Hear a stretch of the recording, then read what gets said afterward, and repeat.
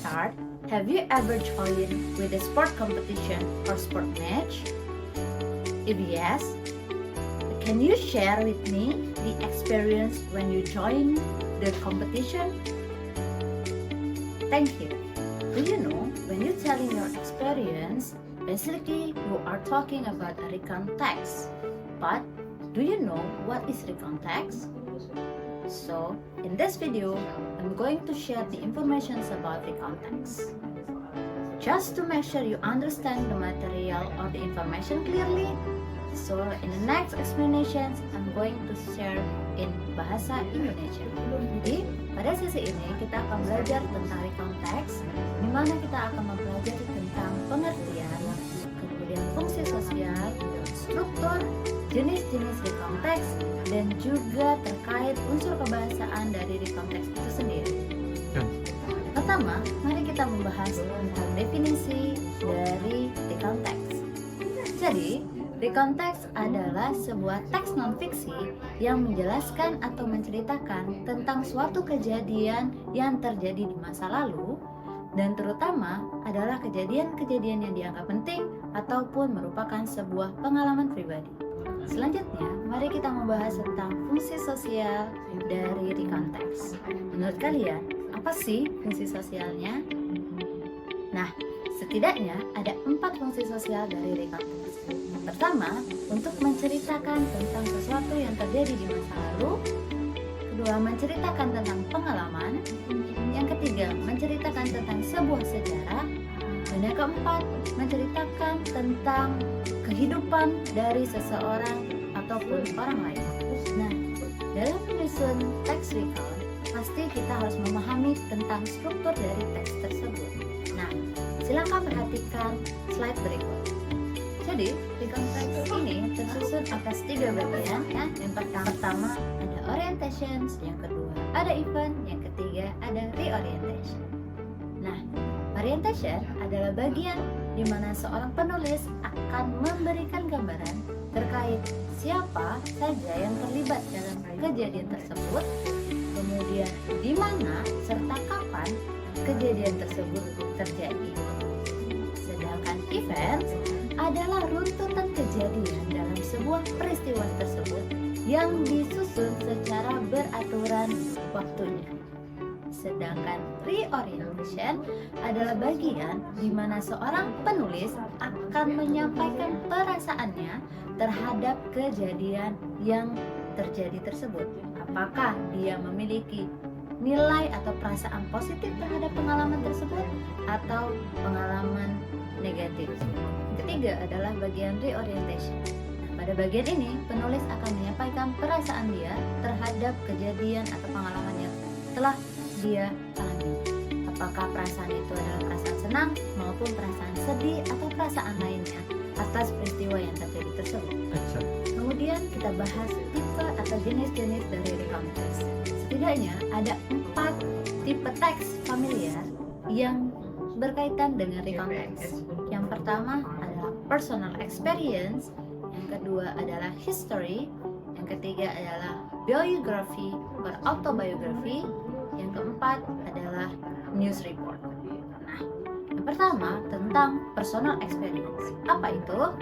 Jadi, teks yang tentang personal experience adalah teks yang menceritakan tentang pengalaman pribadi seseorang di masa lalu, baik pengalaman yang bernilai positif maupun pengalaman yang bernilai negatif. Yang kedua adalah history. Nah, history biasanya berkaitan dengan peristiwa-peristiwa penting di masa lalu, baik dialami oleh negara ataupun sebuah institusi. Ketiga adalah biografi atau autobiografi. Pada dasarnya, biografi adalah bagian dari recon text yang menceritakan tentang hidup seseorang. Bedanya, biografi adalah pengalaman hidup seseorang yang ditulis oleh orang lain. Sedangkan autobiografi adalah cerita hidup seseorang yang ditulis oleh orang itu sendiri. Sedangkan news report adalah laporan berita yang biasanya kita temui dalam surat kabar ataupun dalam pemberitaan di media massa. Nah, ketika kita mempelajari sebuah teks, maka kita tidak bisa lepas dari yang namanya unsur kebahasaan atau language feature. Begitu juga ketika kita mempelajari tentang recount text. Nah, apa saja unsur kebahasaan atau language feature dari sebuah recount text? Yang pertama adalah recount text ini akan selalu memberikan informasi tentang pelakunya secara spesifik. Misalnya, kita menceritakan tentang pengalaman kita secara pribadi, maka kita hanya perlu menceritakan tentang diri kita tanpa perlu melibatkan orang lain. Yang kedua, dalam recount text, kita selalu menggunakan tenses simple past tense sebagai tenses utama. Kenapa? Karena seperti kita tahu bahwa fungsi dari simple past tense adalah untuk menyatakan kejadian yang terjadi di masa lalu. Nah, karena recount text ini terjadinya di masa lalu, maka itulah sebabnya kita harus menggunakan simple past tense. Yang ketiga, kita akan menggunakan connective conjunction seperti first, second, then, and so on so forth sebagai runtutan untuk menunjukkan runtutan kejadian pada bagian events dari struktur recount text.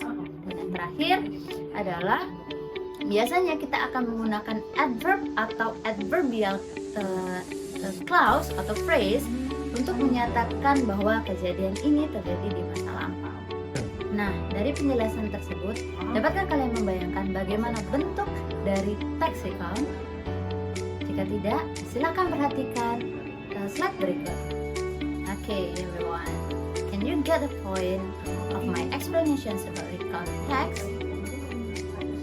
If you have any questions or you have further questions, you can contact me below on my WhatsApp number. Thank you very much for your kind attention. But before I close my video, let's practice. So, in this session, it's time for you to practice about recount text. Jadi, pada sesi ini adalah waktu kalian untuk belajar atau berlatih tentang soal-soal berkaitan dengan recount text.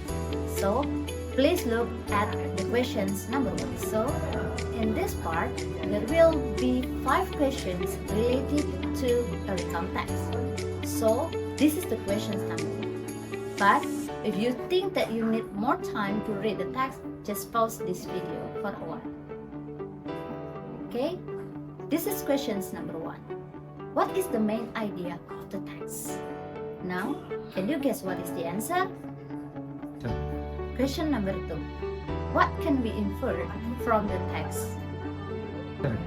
Questions number 3. What is the social functions of the text?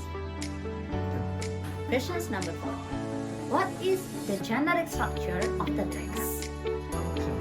Questions number 5. We play against the red tape.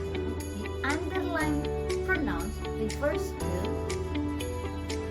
Okay, have you finished answer all the questions? If yes, now let's check your answer here. Okay everyone, so that's all my explanation today, and see you on the next session. Wish you all the best and bye bye.